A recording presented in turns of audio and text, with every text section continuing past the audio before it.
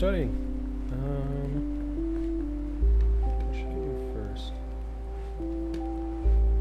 Let's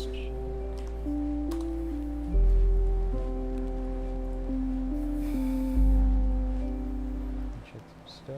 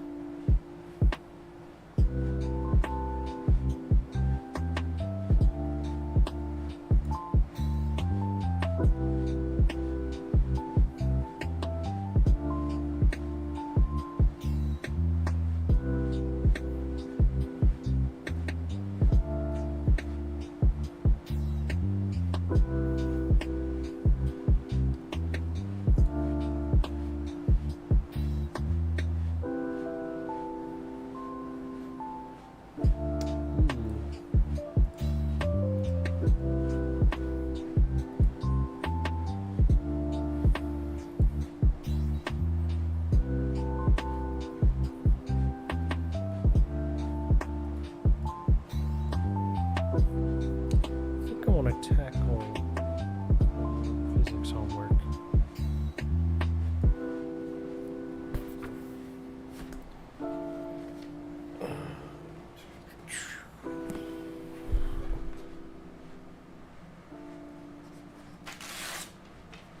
Probably do a little bit of everything today.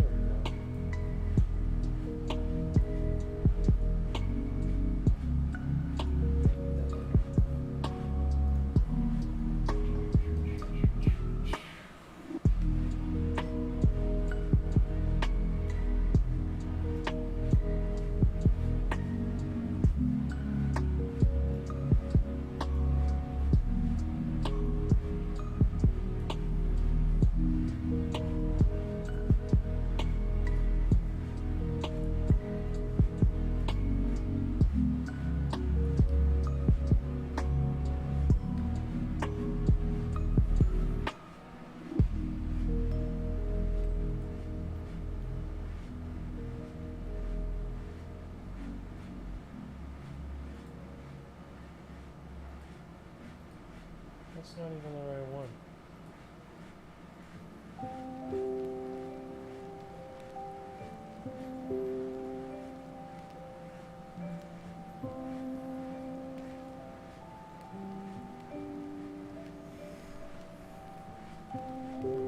Jesus.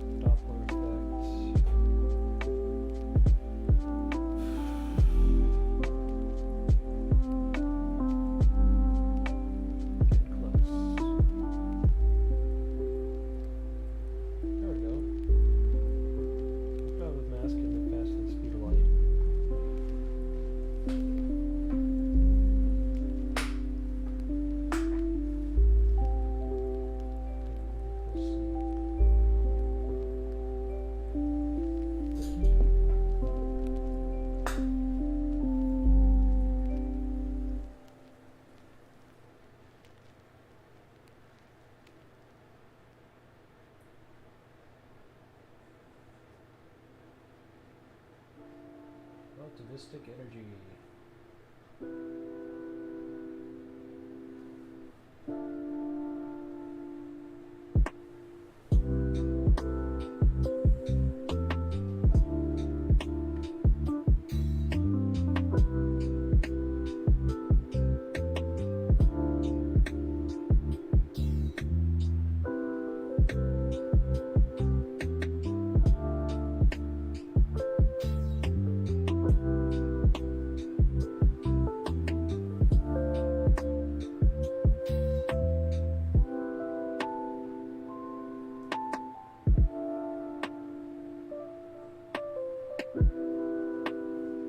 Mystic kinetic energy.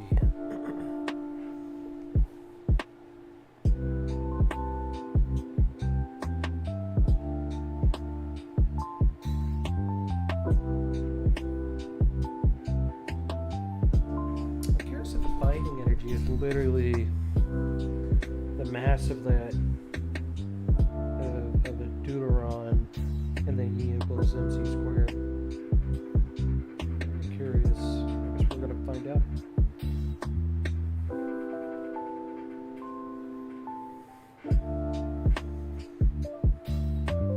Times U, which, yeah, that's velocity in this case.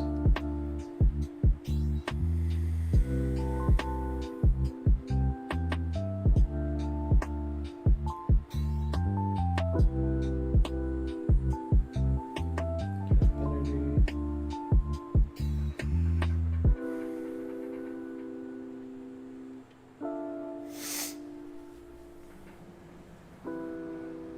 Makes sense.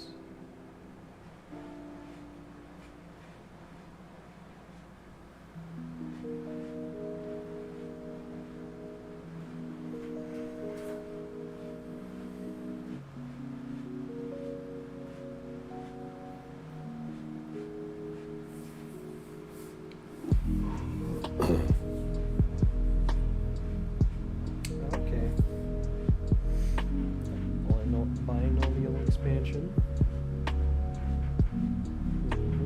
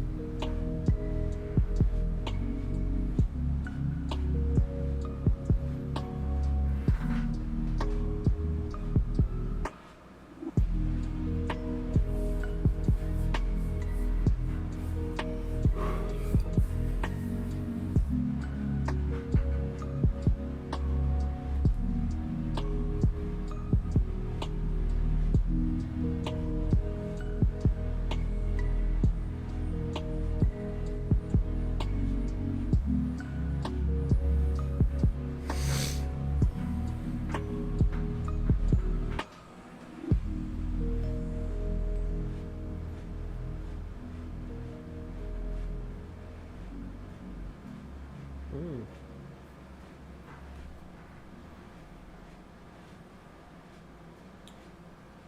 Okay. Interesting. That's right, because it cannot be. Yep. That's C right there. Total energy.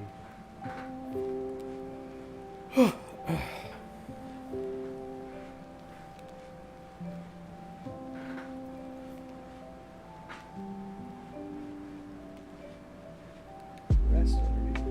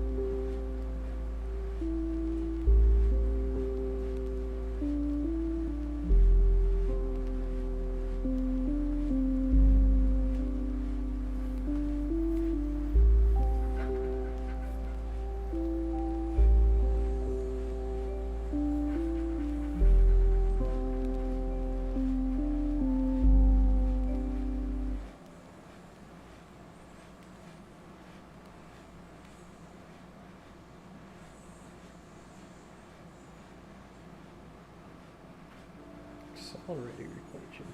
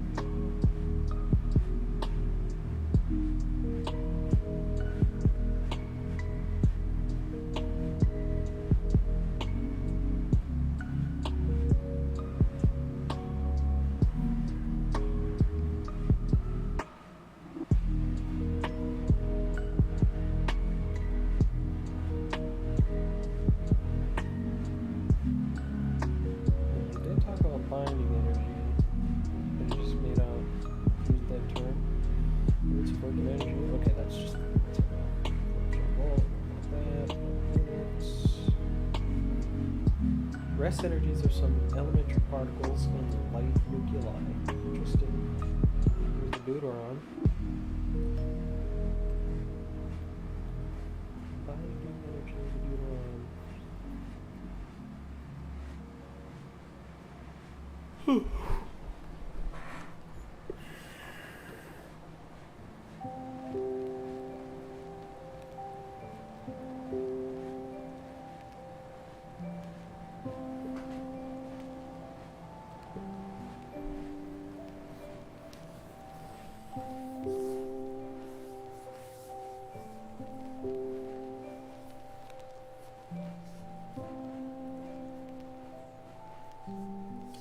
Interesting.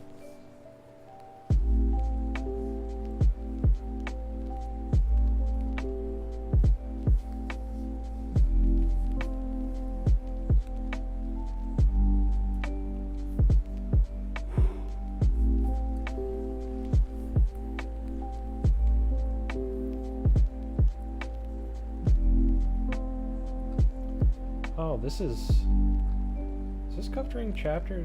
Oh, it skipped to chapter 3. Peer production. Binding energy, here we go.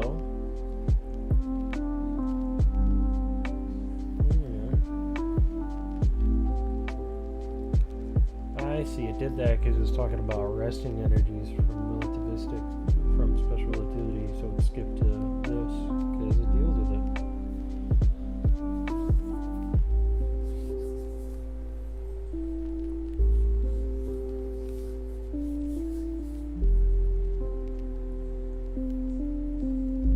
Oh, okay. The potential energy associated with the force keeping the system together is called the binding energy.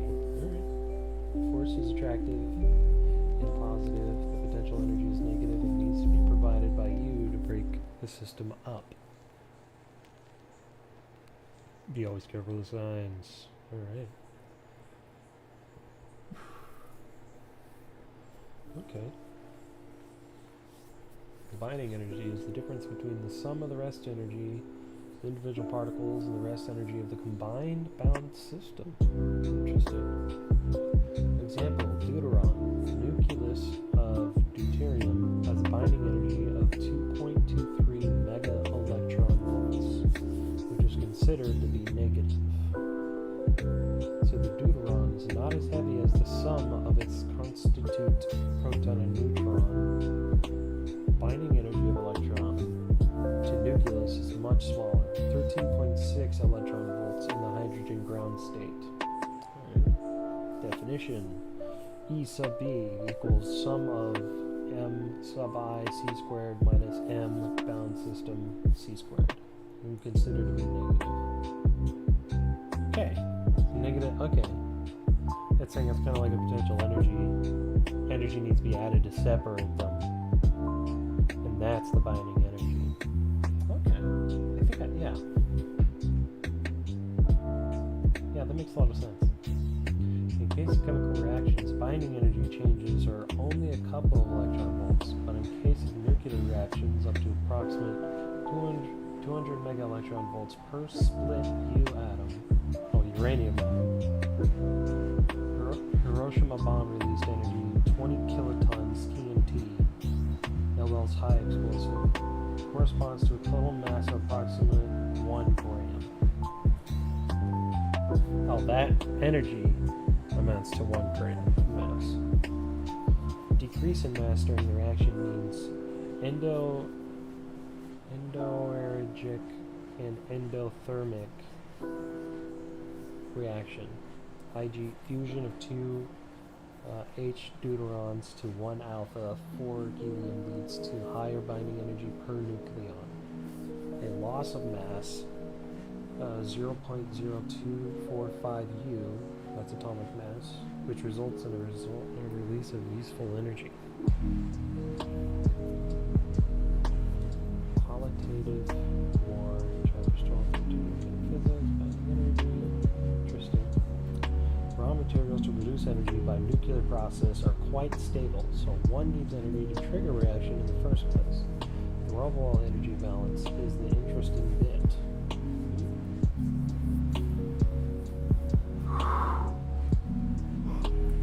Okay. So we need this equation to solve this first problem.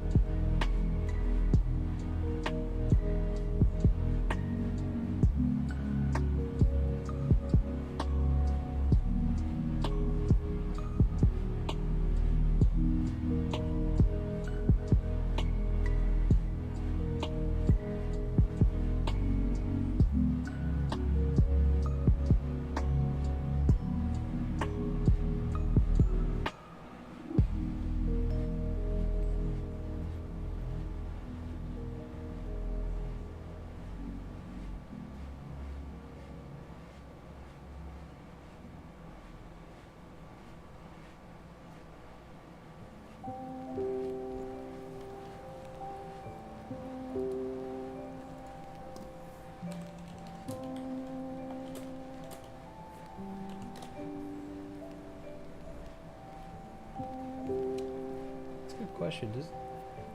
No, I think it has to be in kilograms.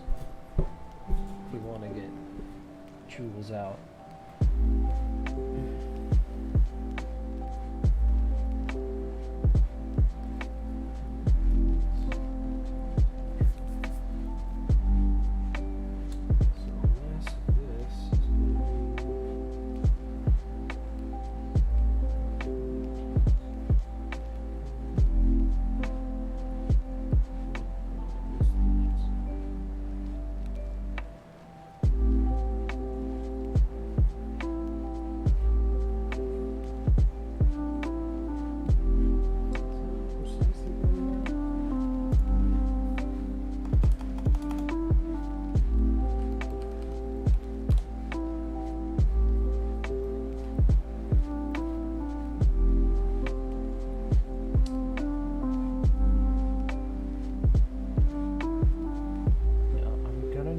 Capital M bound system.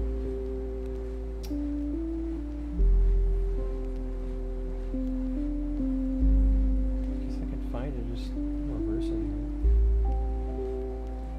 Because that's going to be the mass of an individual proton times c squared plus mass of a neutron times c squared. That's going to be minus that bound energy, but we have the binding energy there, so we can convert that to joules and then find that capital M.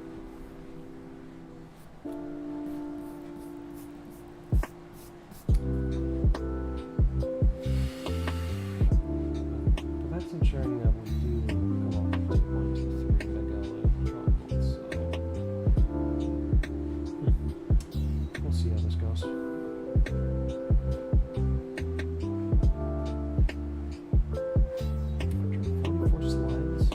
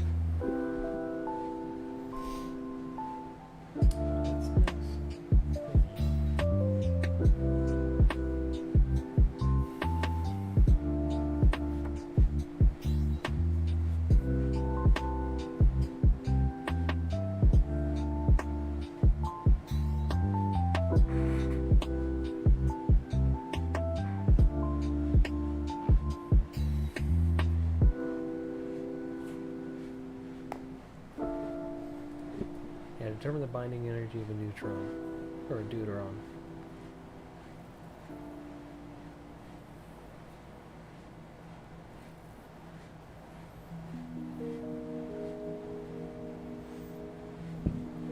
Excuse me.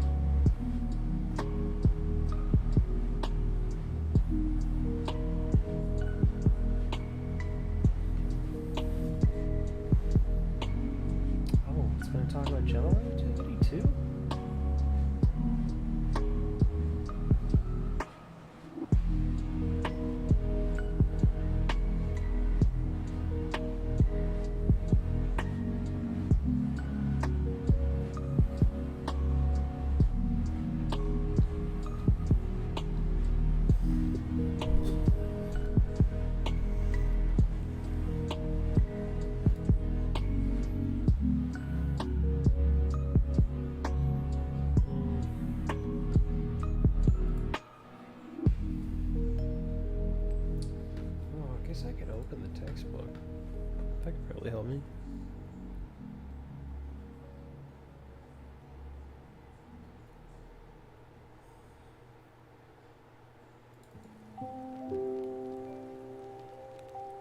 There we go.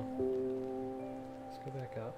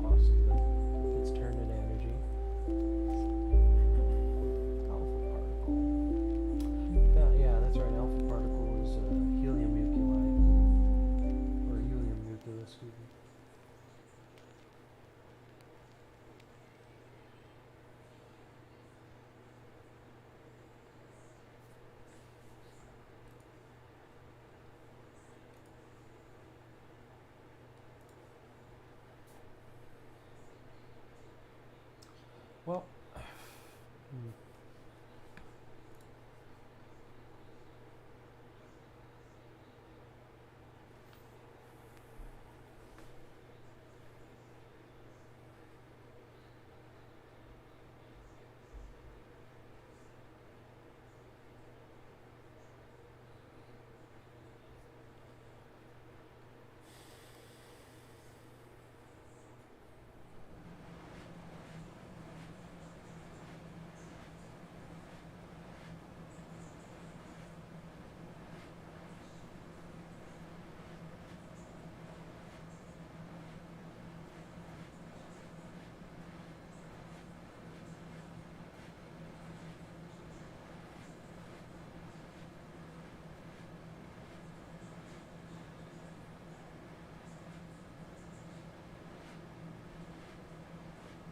okay, so that cap one is just mats of the Deuteron.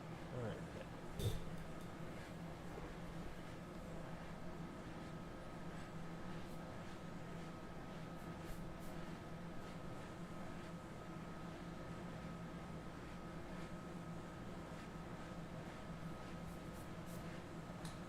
We got it in the book. Music stopped.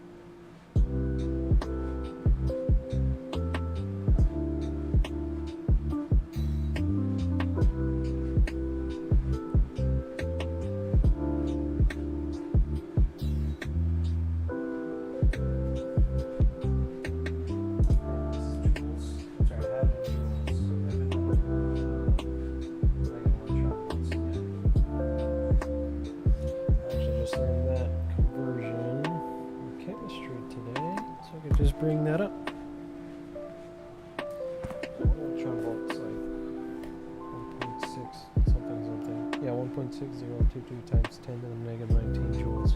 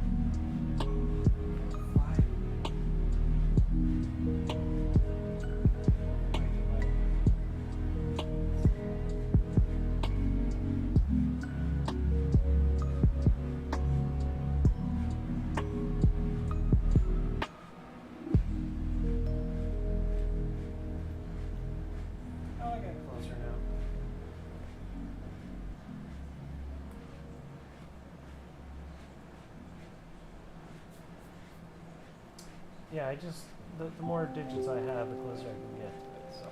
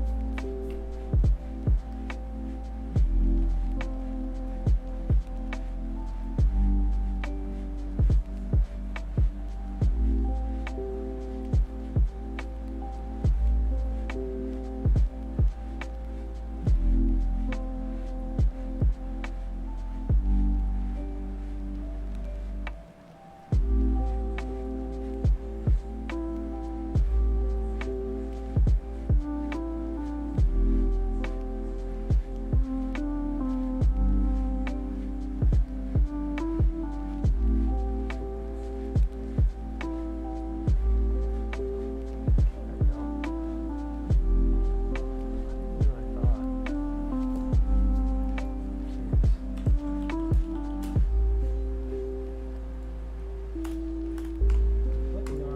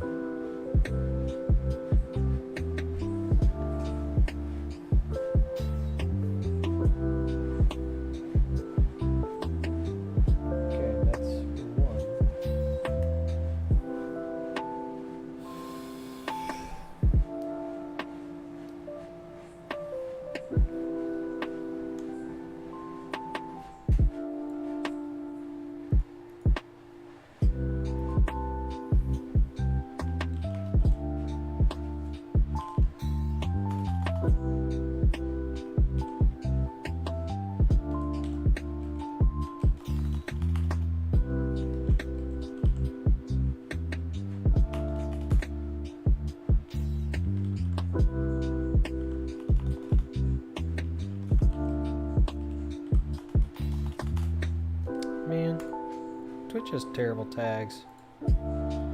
Or they just have so little. Alright.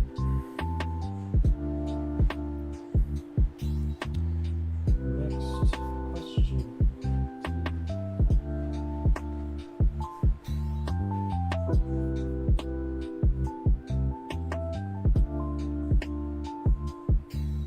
Yeah, I want to know the picture this one.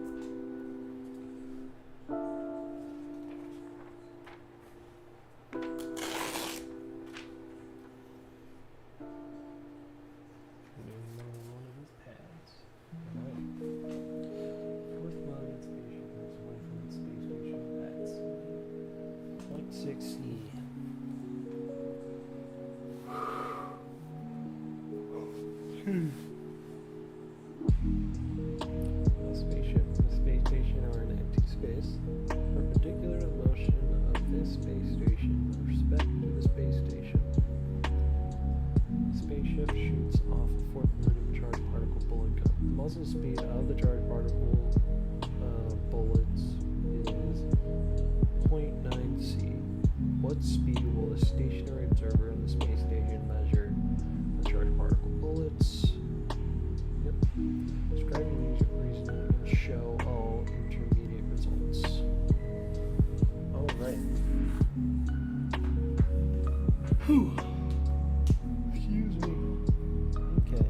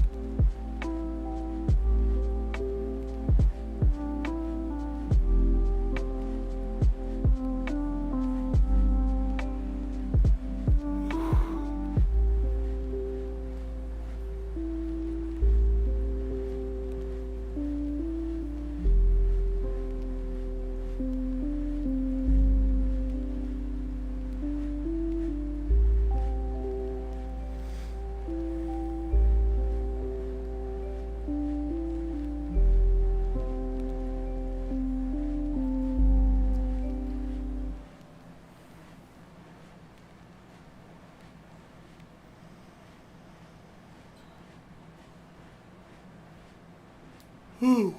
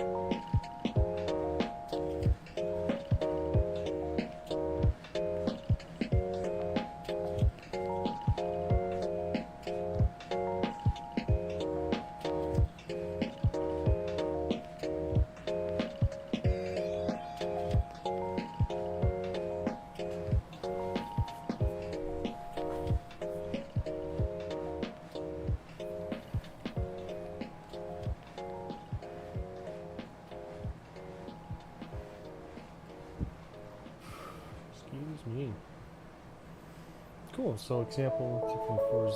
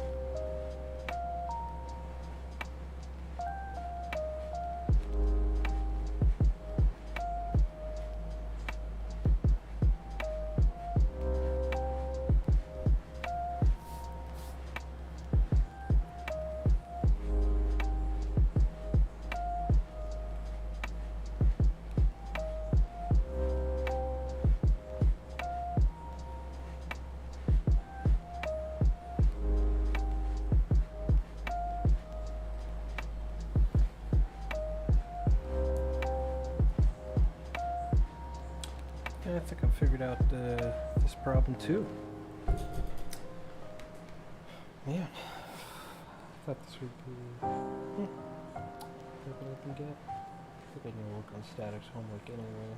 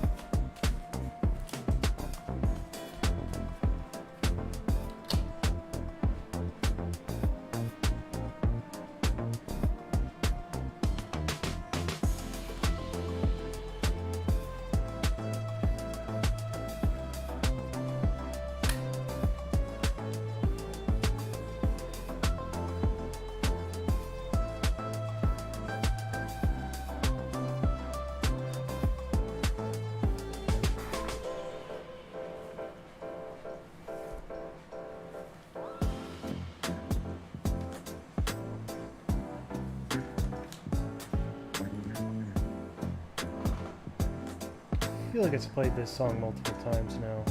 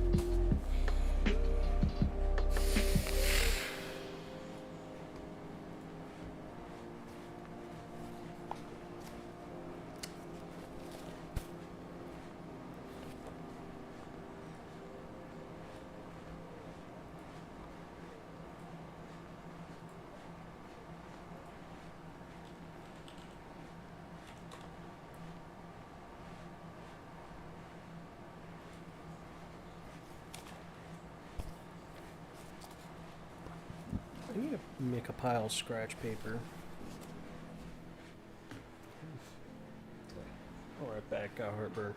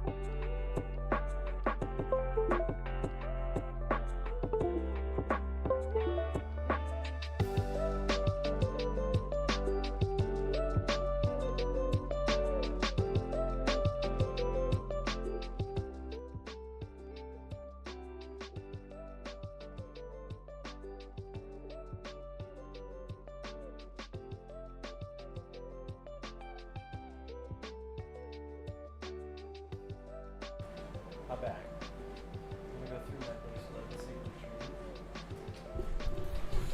This is for my rocket club at my school.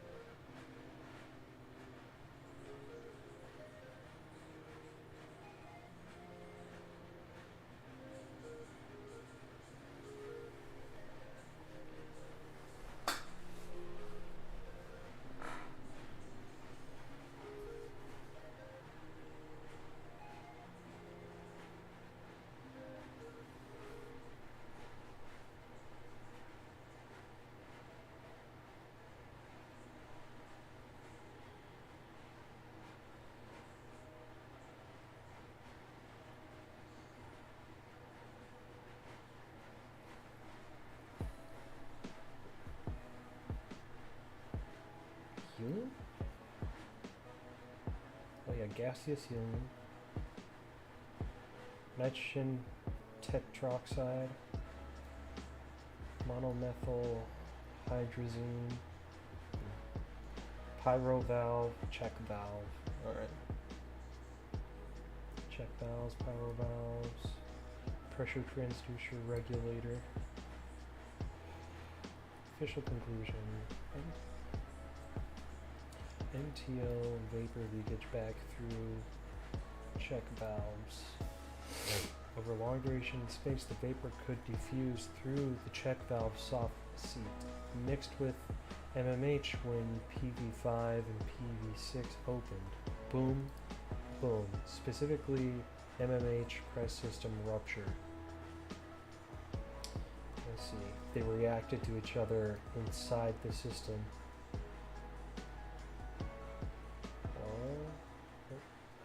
That's the official conclusion. Alternate theory. The N2O vapor leakage back through check valves corroded the braze used in the flow restrictors. Pyro shock on firing MP5 dislodges corrosion products. They contaminate regulator. Corrosion prevented regulators from sealing properly. NO2 NTO tank bursts. Okay.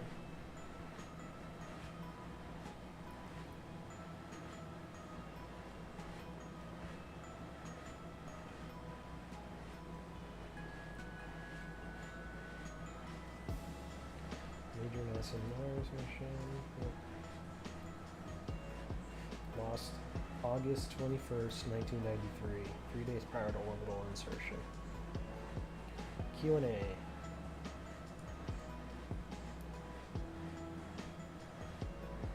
things have already been largely talked about with the previous presentations. You know, it is not possible to inspect or to enforce safety at the end of something. It has to be designed into your systems right from the get-go. Okay, the first step in engineering any system, whether it's a computer, whether it's a rocket, ground support equipment, etc., is we have to define the requirements of the system. If we don't define the requirements effectively, the system is not going to give you the performance that you need. So first step is, what is the purpose of the system?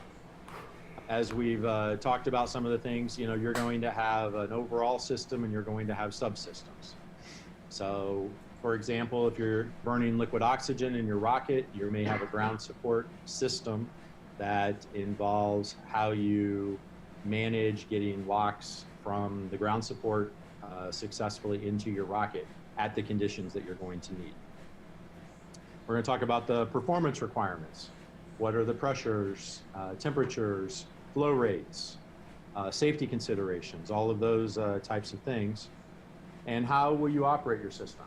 Are there going to be parts of it that are manually operated? Are they going to be all computer operated? Are you going to automate things?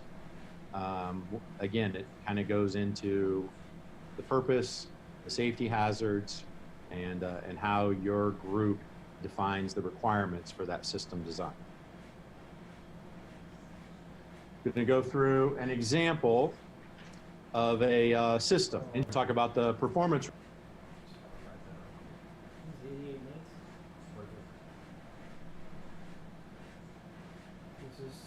So run rockets on demand.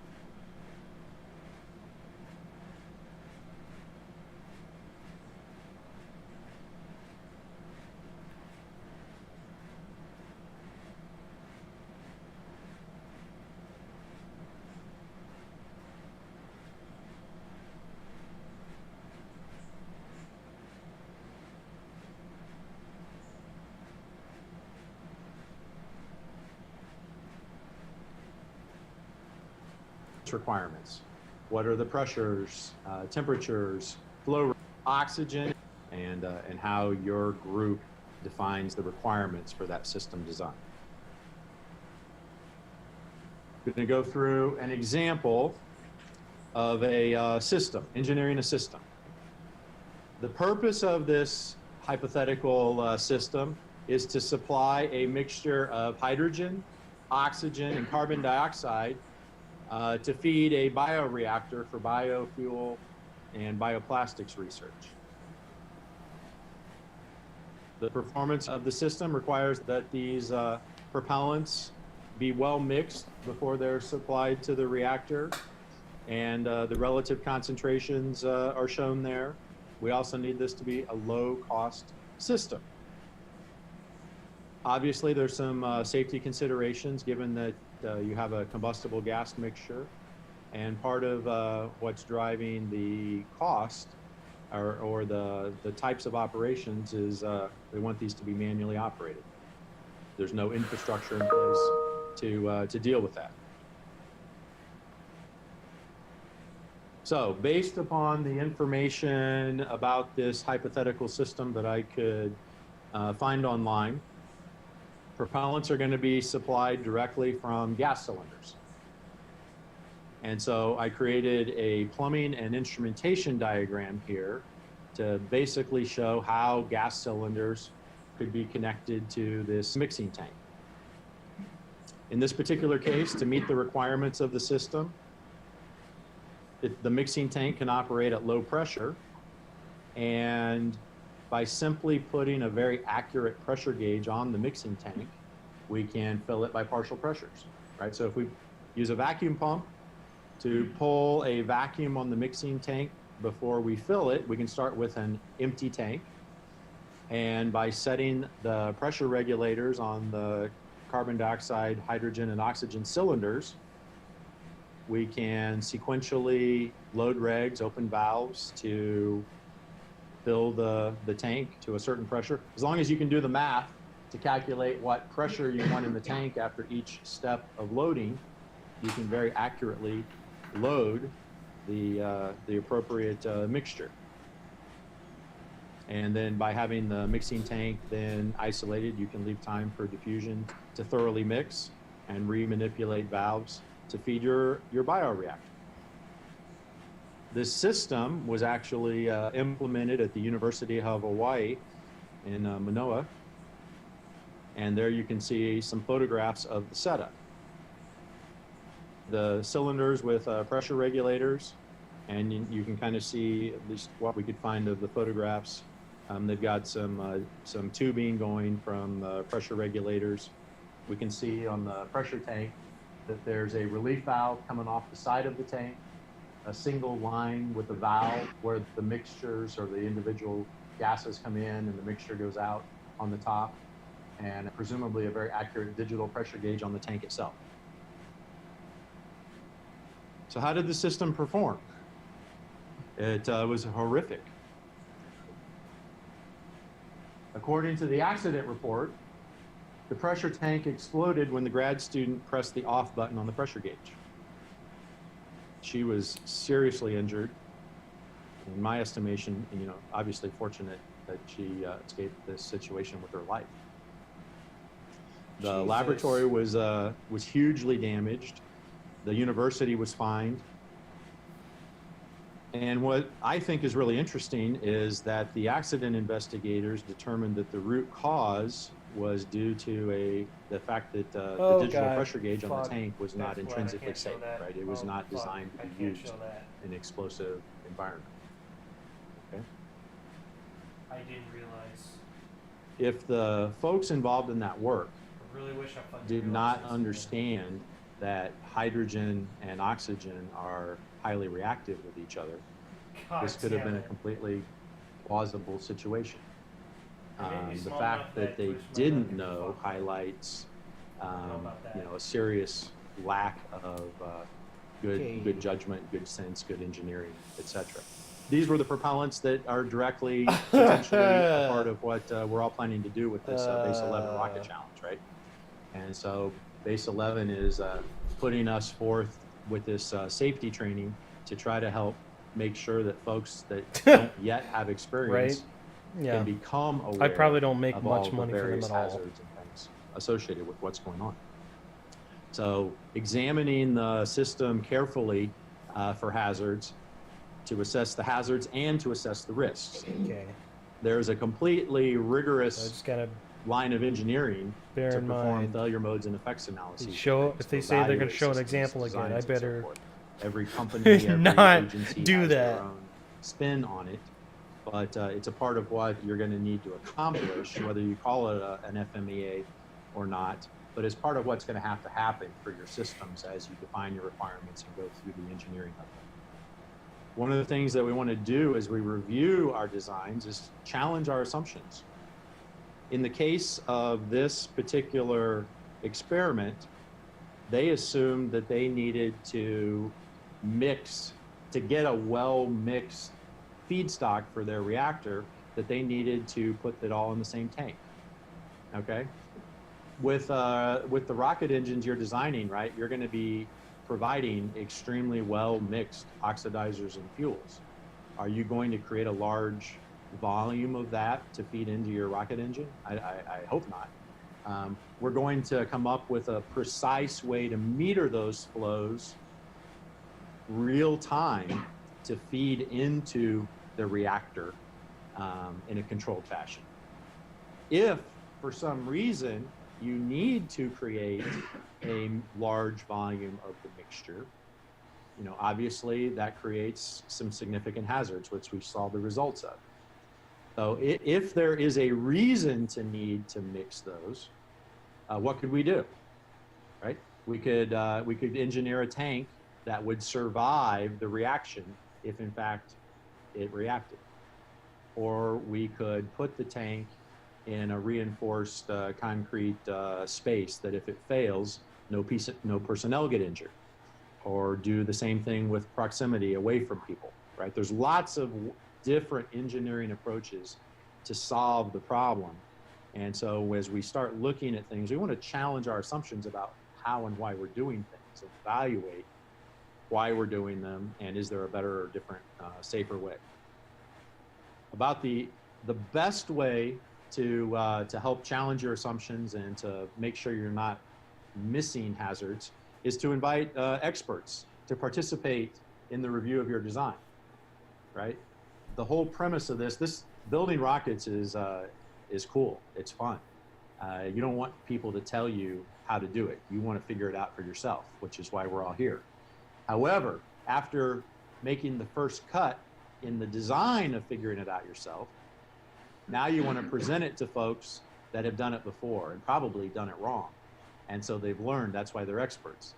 To review and ask questions and give you, it's not, we don't want to have people telling you what to do, but you want to have some pride in what you've come up with as a design and let people challenge you on your assumptions and your calculations and what you've done. And that iterative process is where we advance the art. As is very evident in this failure at Hawaii, finding experts with relevant experience can be difficult. Even the accident investigators said, hey, this accident was caused by the poor selection of a pressure gauge. And hey, you didn't wear the proper PPE. There's a whole list of things that they came up with that resulted in the $115,000 fine. The root cause was bad engineering. There's no point in mixing combustible gases in a pressure tank. That was lost on all of the people associated with when you read the accident report. And I've got the link to it there. So we want to try to bring in relevant experience and experts to help you.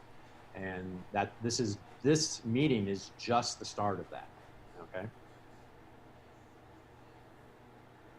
Okay, from my perspective, the first step in designing the liquid propulsion system starts with the plumbing and instrumentation diagram.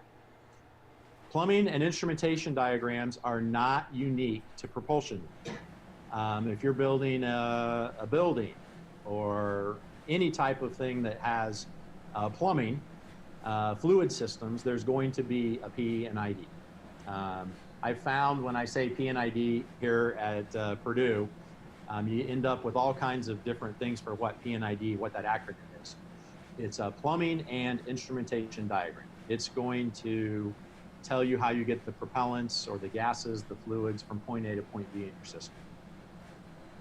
You're going to lay out your fluid system components based on what your system performance requirements are, whether or not you need to control pressures, control flows, etc. Once you design your plumbing and instrumentation diagram, it's going to give you a structured way to identify all of the different fluid system components in your system, okay?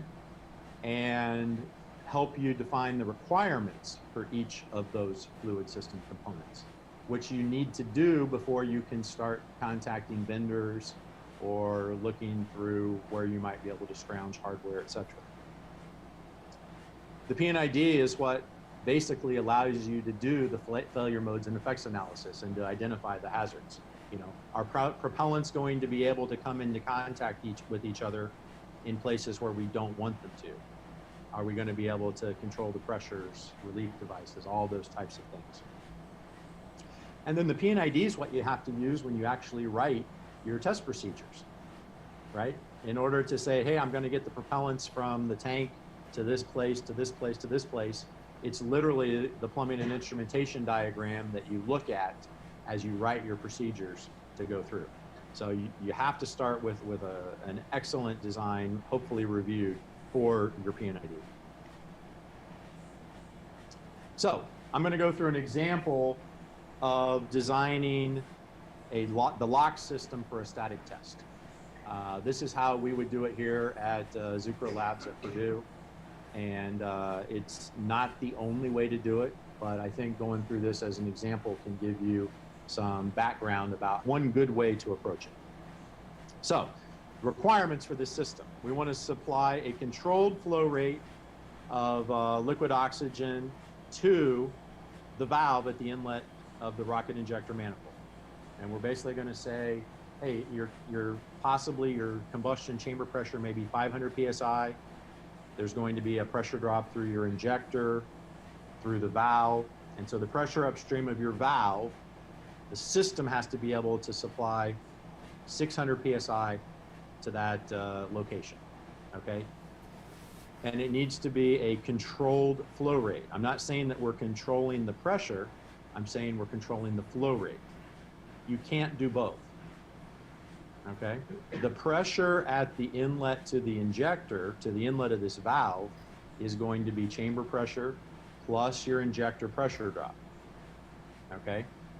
If you want to control the pressure to be 600 psi to the inlet, then you can't control the flow rate because you're going to have to keep either increasing or decreasing the flow rate until you achieve the pressure that you want, okay? There's a discontinuity there. So requirements are very specific in how you engineer your system. We have a static test duration that we want to do. In this particular case, arbitrarily, I said 30-second test. So that means the volume of your LOX tank has to contain enough propellant to allow you to flow at your desired flow rate for the period of time. We want to provide cold liquid oxygen to your test article without chilling your test article. Maybe you have some elastomeric O-rings, maybe you have, what kind of chamber did we have? Did you guys have? Ablative chamber that you don't want to freeze or saturate with liquid oxygen. So there may be any number of reasons why you don't want to flow your propellants through your injector to chill in your plumbing system. So we have to come up with some way to chill in your plumbing system without going through your test article. If in the event that your test article, your engine, blows up or has some sort of failure, we want to make sure that we don't have to dump the entire contents of the run tank out onto the ground or into the fire or whatever the case may be. And I think this would be true in all cases, whether it's a rocket or a static test, but we need the system to fail safe. We need to be able, if everything goes wrong, if something's not happening in the way you expect, you should have a simple, straightforward means of safing your system. In our case here at Purdue, like we talked about on the tour, we fail safe by killing power. If you kill power, everything goes to a safe condition because no power is a very achievable state. If you guys have questions at any point in time during the presentation, please speak up. I'd like this to be, I don't just be up here talking at you. Please, if something's not clear, if I say something that doesn't make sense, please stop me. Yes? So I do a hard time, I really do bad at pretending I know something. So being that I come from a physics background, some of your acronyms I may not be familiar with. Okay. Throw out an acronym every now and then. All right, very good. So I defined plumbing and instrumentation diagram, PNID. LOX is liquid oxygen. I'm not sure what other acronyms I had to this point. It would be used this order. Okay, just in general. All right, very good. So to start the development of the plumbing and instrumentation diagram, we need a LOX tank. That's the first item. We are going to need a valve to turn the flow of liquid oxygen on and off to the test article. And then obviously we have the test article. In most cases, the folks designing the engine, right, are going to want to know the pressure and temperature of the propellants coming into the engine. So I went ahead and added pressure and temperature there. As we develop the PNID, if you add a component to the PNID, Sorry, I'm messing with it's a this good while I discipline watch this. okay, yes, we obviously need a I don't know valve if it's to turn the making a lot LOX of on noise or into the not. engine. But it's a great idea to try to document the reasons why you add that component to your system. It may be very obvious as you do it at the time, but as your system, as all the elements get added to your system, as things grow, it's always good to be able to go, okay, why is this component in the system? And because particularly in this environment where your collaborators are potentially part-time and you may have turnover in your groups, it's going to help with the education and carrying the corporate knowledge forward. So in this case, what I called valve 1 is our LOX run valve. In order to fail safe, we probably want this valve to be normally closed. We want to intentionally have to open it. Most of the time, we want our propellant valves to be as close coupled to the engine as possible, right? We want, when we open the valve, to have flow going into the engine in a precisely consistent time. So by close coupling it, it allows us to do that. But by close coupling the valve to the test article, we recognize that this valve is at risk for being damaged if the test article fails. Question? By close company, you mean it's close to the vertical with the line of the very simple. Yes, by close coupling, I mean close physical proximity. It basically means the volume of the plumbing between the valve and the test article is reasonably minimized. Okay, now to continue to meet the requirements for this system.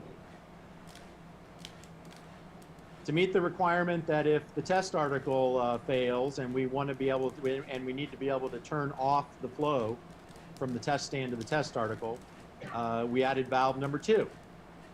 And now valve 2 is the LOX supply isolation, and we're going to have that fairly close to the supply tank so that it's further away from the test article.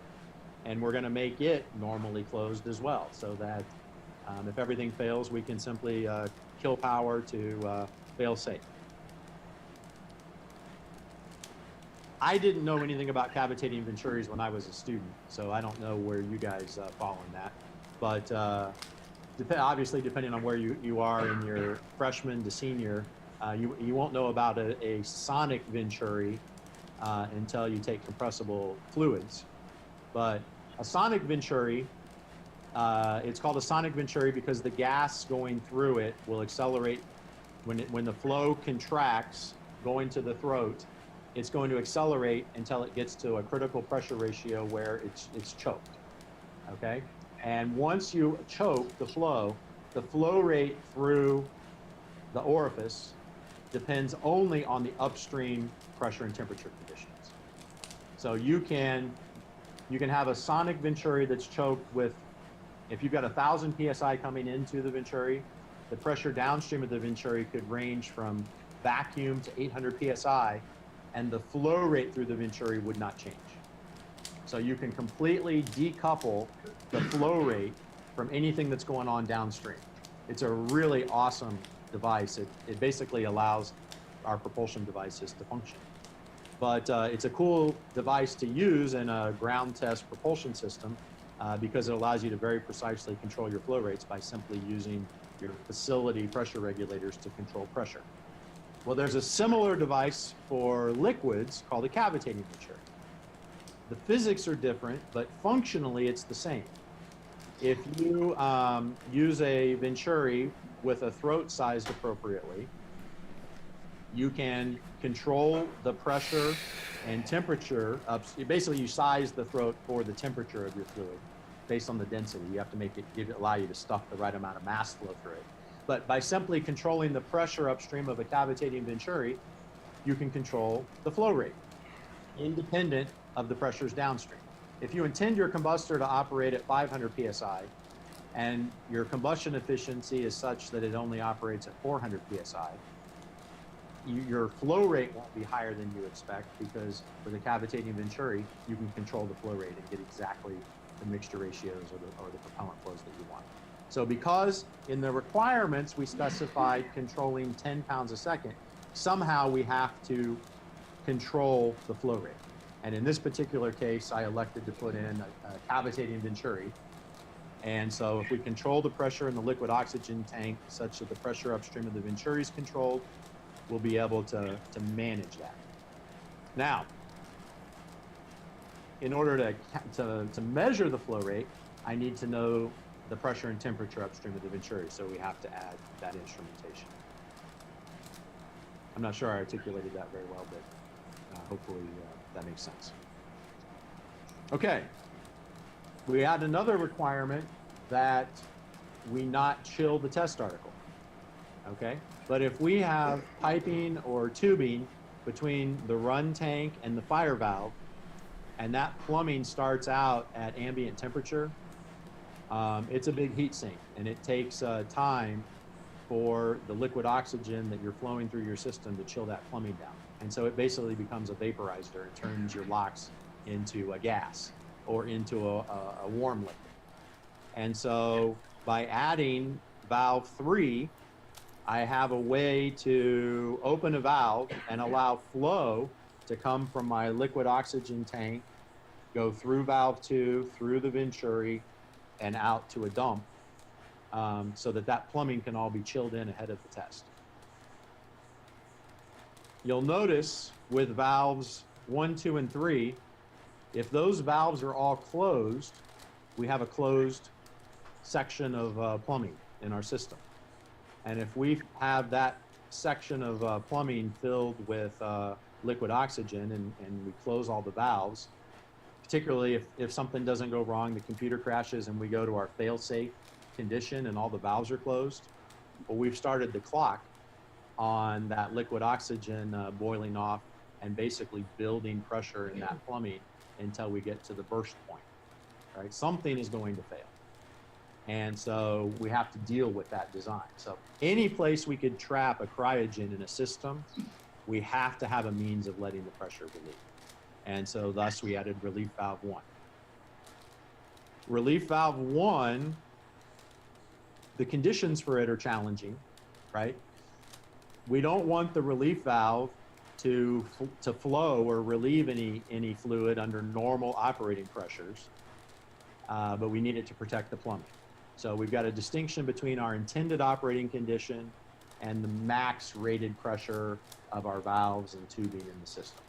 So we're probably going to want to set the relief valve cracking pressure to a pressure that is near the maximum of our valves and plumbing, not near the maximum of our intended operating condition.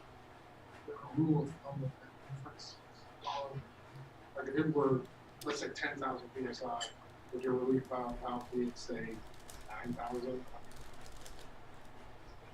Okay, so the question is, how do we determine the relief valve cracking pressure?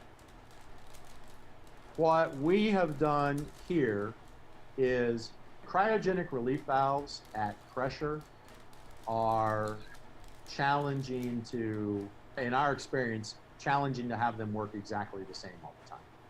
So most of the time we will put the relief valve on a little bit of standoff plumbing so that unless the relief valve is cracking and opening and allowing flow, it's going to remain in ambient condition. So we'll put enough tubing between the location that the relief valve's installed, the connection for where we're connecting the relief valve to the location of the actual relief valve, we'll give some standoff plumbing so the relief valve doesn't get cold. And so now it's going to behave in a much more predictable, reliable fashion. Now, once that relief valve cracks and allows flow, it will reset, but the pressure that it resets at is a crapshoot until basically the valve returns to ambient temperature. In most of our cases, the valves are the limiting pressure. So if the valves have a maximum operating pressure of 1,000 PSI, we'll set the relief valve to 1,000. These are not an ASME code. This is your part of your fluid system. So this is more the B31.3 type of code requirement. We don't want to set the relief valve any higher than the components, but generally speaking, we can go right at the pressure. If you trap, like, then you have prior trapping, you also worry about like loop power. So, like, you worry about like a valve open.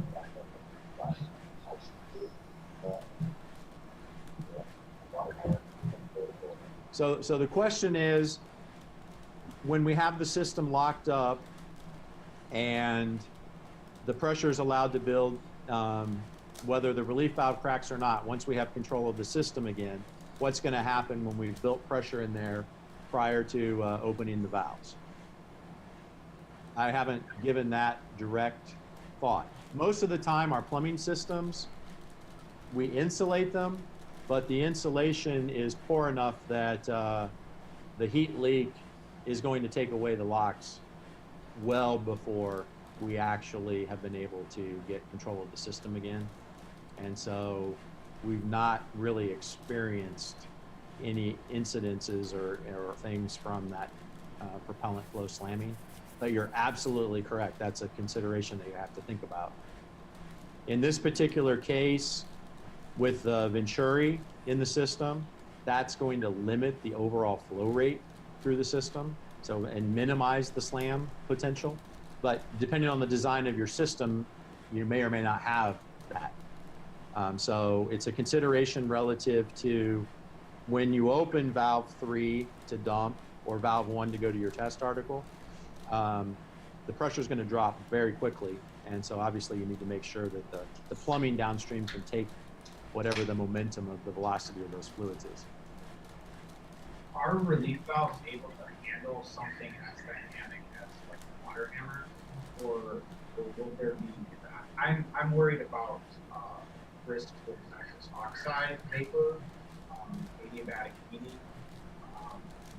If we put like a relief valve in that line, is that going to crack in something like that, or?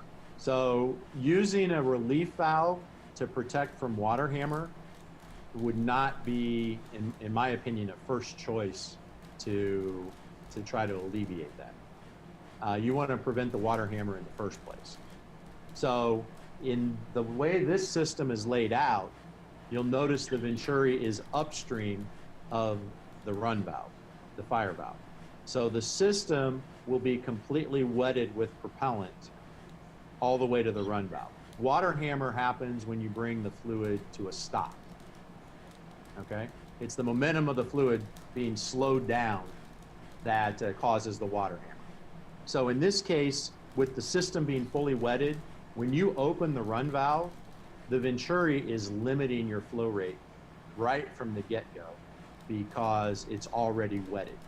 So you're actually not going to have a water hammer with this arrangement with the Venturi upstream of your run valve. If the Venturi were downstream of the run valve on the test article side of things, when you open the run valve, you're going to have no fluid restriction until you get to the Venturi, and you will water hammer the Venturi. But then you say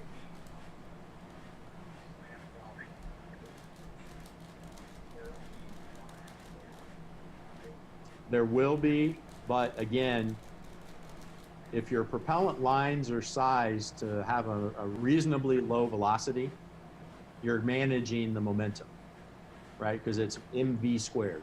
So as long as you've sized your propellant lines appropriately for the velocity, closing the valve should not create a significant water hammer.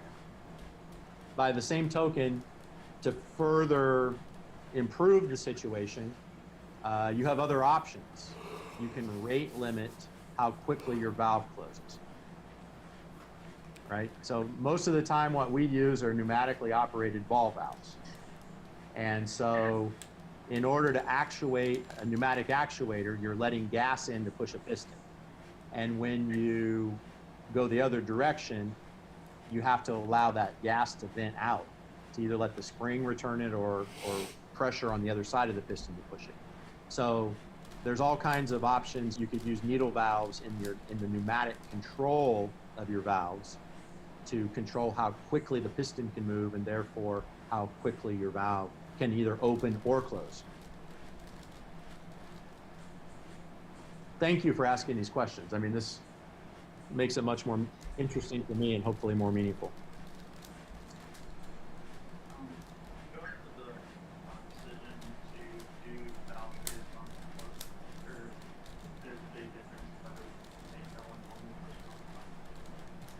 So the question is the choice of making valve 3 normally open or normally closed.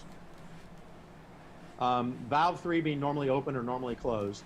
There are excellent arguments to make it either. I think I could go either way on it. We have a question here at Long Beach. Yes. What's our question?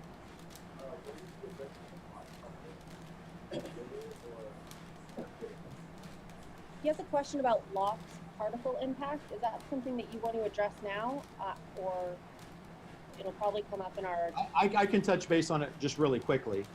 Particle impact, so in oxygen makes everything highly combustible. Almost everything highly combustible. And to have a fire, you have to have an oxidizer, a fuel, and a source of ignition.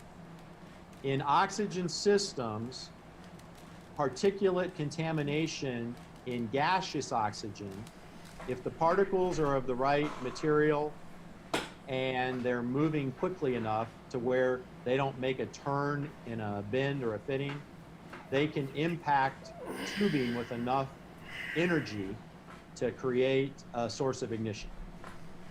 Particle impact ignition hazards do not exist in LOX, but they do exist in GOX because it's a heat energy from the impact.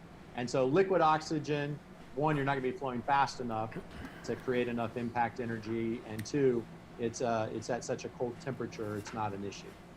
So in designing the liquid system, generally speaking, we're designing for velocities that minimize the friction pressure drop to a manageable level.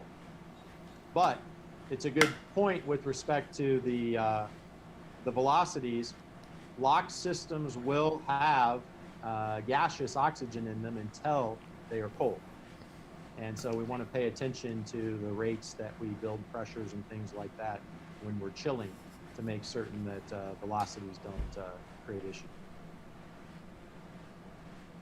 Notionally, in stainless steel plumbing, gaseous velocities below 150 feet per second are not going to create risks of particle impact ignition. But you'll get that information in great, awesome detail from Joel Stoltz's presentation that the NASA has arranged for you guys to have access to.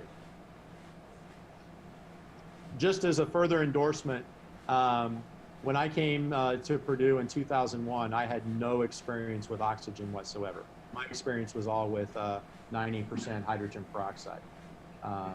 800,000 pound thrust engines with hydrogen peroxide, so large systems, but not anything with oxygen. So when I came here and we decided to pursue oxygen and liquid oxygen, the first thing I did was go take the fire hazards and oxygen safety training from Joel. They teach it around the country periodically. And so the fact that the NASA and Base 11 have made this available to all of you, I think is an absolutely awesome situation. Okay, moving further into the system to meet the requirements. At this point, we basically are starting with a liquid oxygen run tank full of LOX. We don't have any way of getting oxygen into that tank in the first place. So to address that, we need to add a supply of liquid oxygen. In most cases, particularly in the desert, we're not necessarily going to have a bulk supply of liquid oxygen. You're going to be working with LOX from some sort of a trailer or dewar. And so the dewar will have a valve that lets the liquid oxygen flow out of it. So because the P&ID is going to have to reflect everything that you do in your procedures from fluid from point A to point B, we want to show the valves that even come with the containers or the cylinders that you're using. In this case, I elected that we're going to want to be able to operate the system by computer control remotely as much as possible. So we're going to add valve 5 to allow us to remotely control loading liquid oxygen into the system. Again, selected normally closed so that we can stop the transfer if necessary during any kind of issue. Now we've got a valve on a dewar and we have valve 5 So we have the potential to trap a cryogen between two valves, so we have to add a relief valve again. This relief valve is probably set at a much lower pressure because it's going to have to protect the valve on the liquid oxygen supply. And most of the time, the liquid oxygen dewars are probably going to have a 125, 250, or maybe 300 psi pressure limit. So we want to make certain that we don't possibly back pressurize anything. The other thing is, if we look at this as a system, we're going to be pressurizing the liquid oxygen run tank to some sort of high pressure when we're pushing the liquid oxygen into the engine. No, as it's has been stated earlier, you can't count on any valve to function exactly like you want it to. So if valve number 5 happens to leak and we pressurize the run tank, we're going to be pushing high pressure oxygen back towards the supply.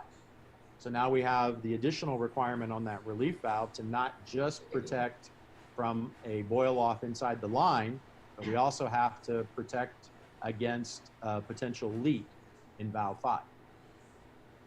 Okay. Now, depending upon what you guys decide to do from a safety perspective, you might also even have to consider the operator screwing up and opening valve 5 with the system under pressure. Right? If you've pressurized your LOX run tank, you have valve 2 open and valve 1 is closed and you're getting ready to fire your engine and somebody screws up and opens valve 5, well, now you've got pressurized oxygen going to a place you never intended it. So your relief valve is going to have to potentially overcome that failure. You mentioned the automation system with computer control. Do you have a logic at the then position such that when you do the valve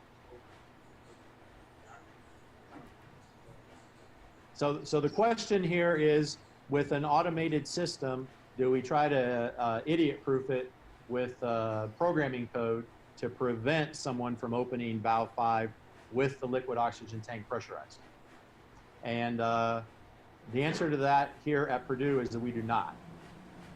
The systems end up complicated enough that keeping things working in that fashion, we've elected not to do that, so we do it with the hardware. But that is absolutely an approach that would be reasonable and that folks could pursue. And you wouldn't necessarily even have to do it with computer code logic. You could also have a pressure switch in your system that would not allow the electrical signal to open valve 5, to reach valve 5, if the pressure switch was open because the pressure was above a certain threshold. So there's lots of engineering ways to approach these issues. The key is to identify them and then figure out how to mitigate them.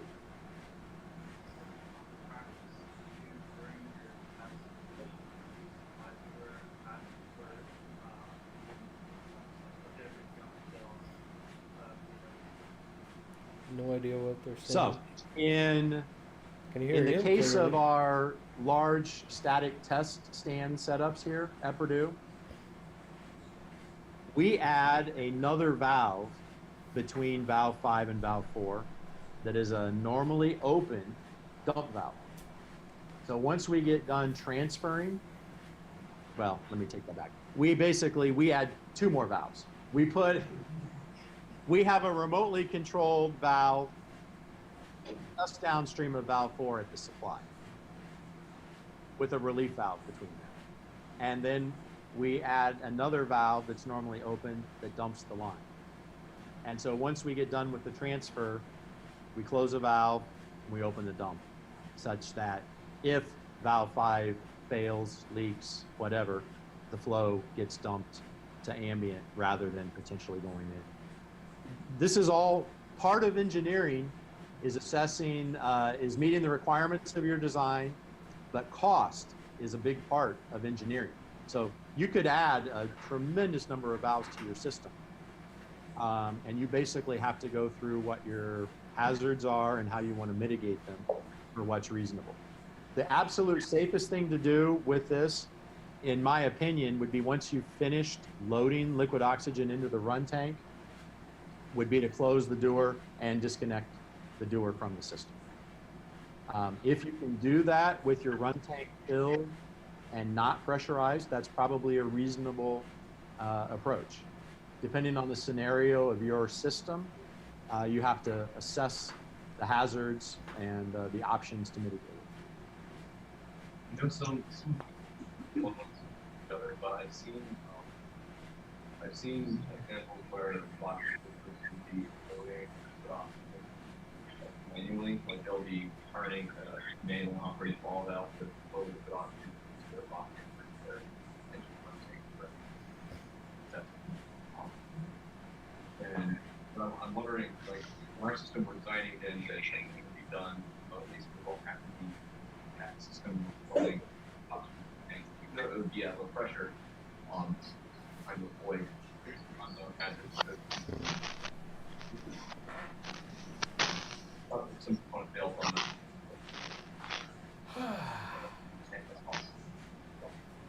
I'm wondering, is it like safe practice to manually load the oxygen, or is that? So the question is it appropriate practice to manually load liquid oxygen into the rocket versus having to basically setting up everything to do it with actuated valves controlled remotely? My personal preference is to set things up to operate with propellants as remotely as possible. Now, there's a tremendous amount of manual operations done with liquid oxygen, right? When all the valves on liquid oxygen dewars are manual valves. So liquid oxygen dewars are filled, but by using manual valves by the hundreds every day. So it's proper engineering to mitigate the hazards such that the risks are minimized. So if your rocket has been properly engineered and you can do the transfers and filling and keep pressures way below the operating conditions for your rocket while you're loading, I think it could be perfectly reasonable to do it manually. That is my opinion. You guys have to engineer the system, assess the hazards, and make sure that you drive your risks to a low acceptable level. We have found here at Purdue that you almost can't have too many filters in your systems. Filtering things is extremely helpful to minimize, unintended debris from creating issues in your systems. But recognize filters are high surface area devices. When you think about if you're trying to light a campfire, you need to have a kindling chain, right? You need something that's easily ignited in order to light the larger material, in order to light the wood that you're likely to burn, right? So filters can be highly susceptible to a kindling chain type of situation. So you need to make absolutely certain that any component you put in your system is appropriate for the propellants, the pressures, the flows, but particularly so in oxygen. And so you're going to want to make certain that the filters that you pick are designed for use in oxygen and that they are absolutely not possible to be fuel. So they're going to need to be brass and water. So is there like a good size for like the microns, like how big is a reasonable size for the like a lot of us probably don't have experience on like how fine should we be filtering out particles. Without knowing exactly what today's oxygen safety training material is going to tell you, I'll just tell you that we use 10 micron. 10 micron nominal, which is probably about 20, 25 micron absolute. And we use filters from Norman Filter Company. Reasonable cost, high pressure, short lead time, really, really excellent products.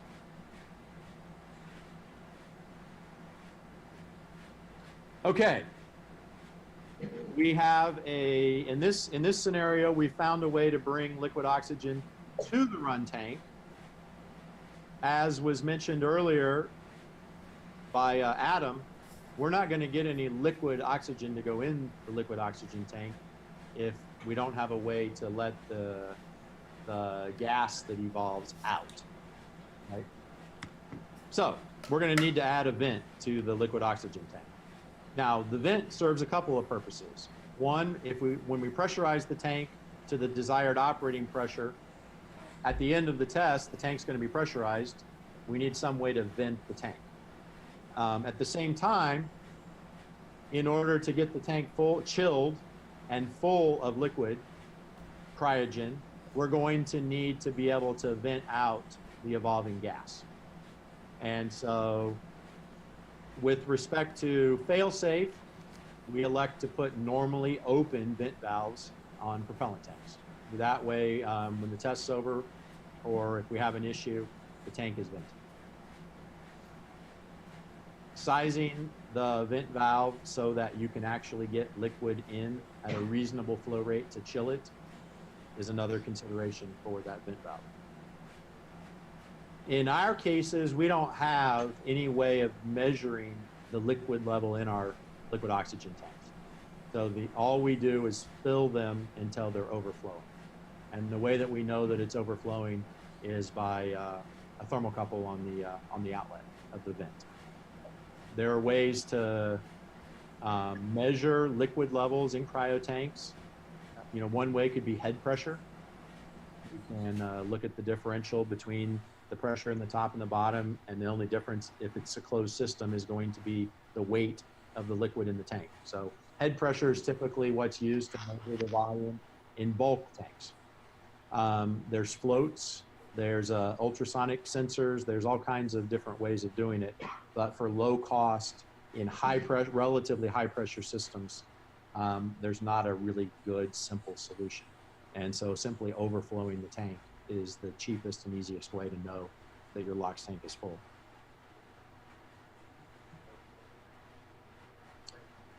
The question is, what do we do with that, with the LOX that comes out of the tank while it's overflowing?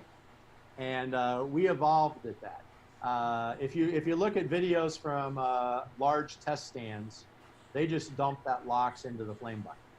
They just let it overflow and stream into the flame bucket where there's probably water and certainly a lot of concrete, and that boils it off. We don't have that here at Zucro at Purdue.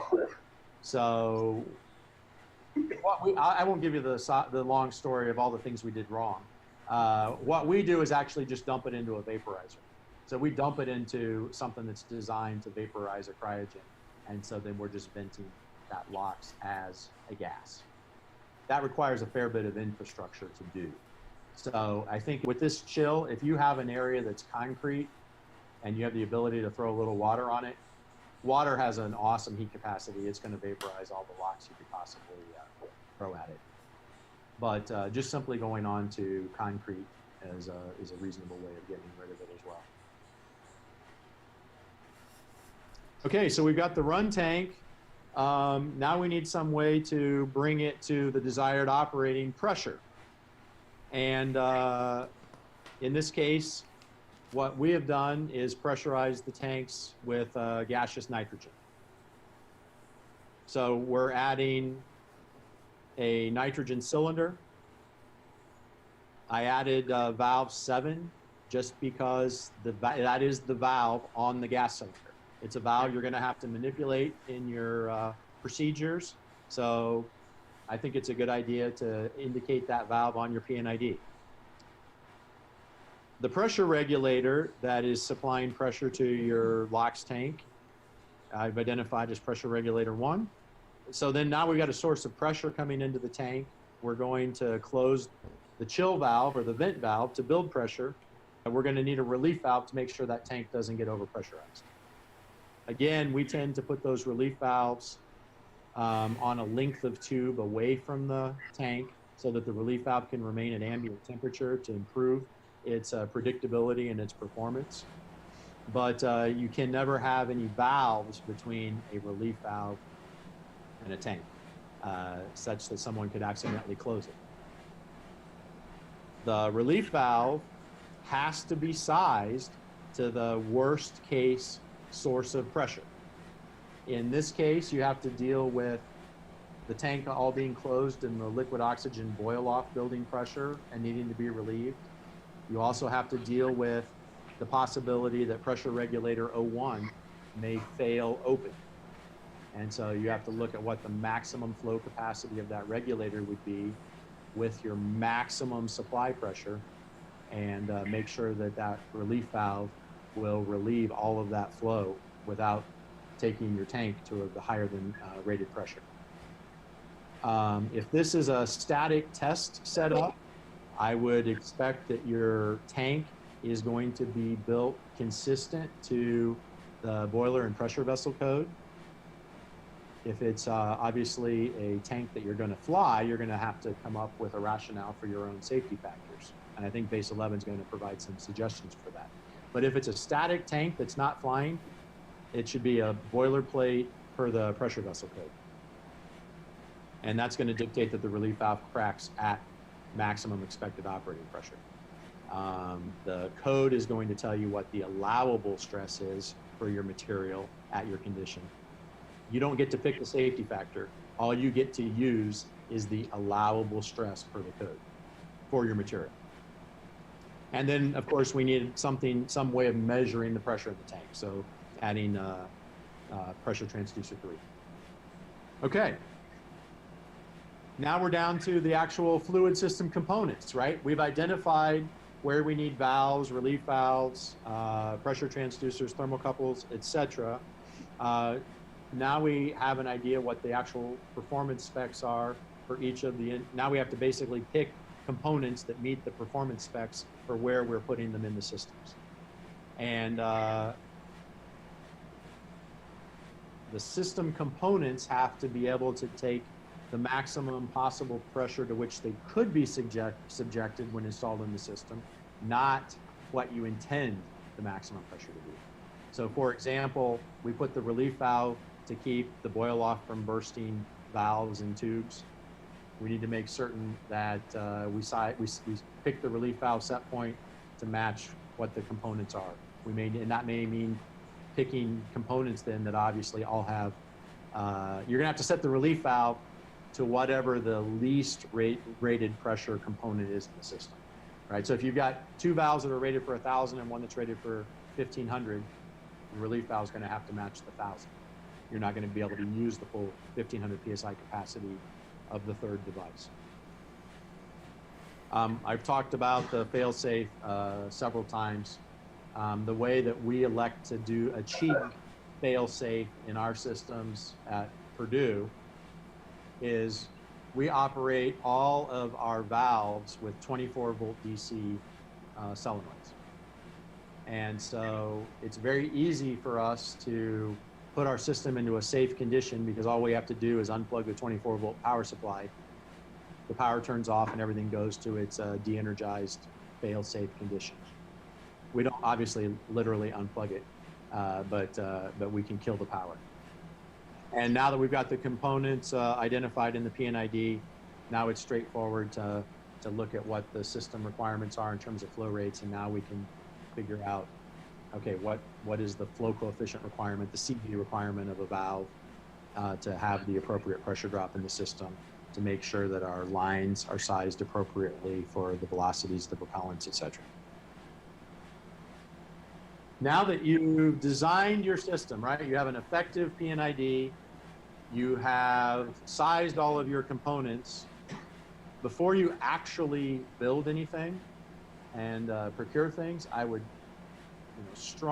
what we do here is we'll engage the research sponsors from SpaceX, from NASA Marshall, from Stennis, from wherever we can draw the expertise, and we're going to review the PNIDs from a hazards perspective.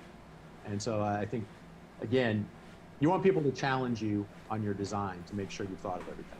So reviews as frequently as you can manage, I would strongly encourage. Once you have approved your PNID, you want to come up with some way of saying this is what the system will be and you don't let it get edited again. Okay? This is the document that defines your system. You need to have some configuration management control of that document. When you actually start building your systems, you're going to find that there's all kinds of pressures coming from different places to do things differently than you designed.